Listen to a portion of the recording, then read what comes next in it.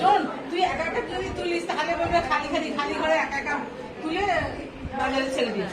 আমরা পাশে থাকি, তবে প্রমাণ হবে যে তুই আমাদের ফলস হলো। সবাই বল এবার বল রূপা বল। ওদিকে জয় একটু ক্লোজ হ, ওদিকে চলে যা। বল রূপা বল।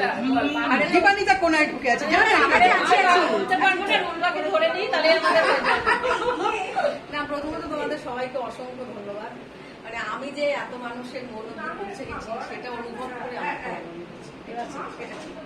যে আমি যখন ক্লাইম্ব করতে যাই, মানে যে কোনো এক্সপিডিশনে, তখন সেটা আমার একলার থাকে আর টিমে যারা থাকে সবার আর কি ক্লাবের থাকে। কিন্তু ক্লাইম্ব করে আসার পরে আমি এটা কিন্তু একটা খুব আনন্দের বিষয়।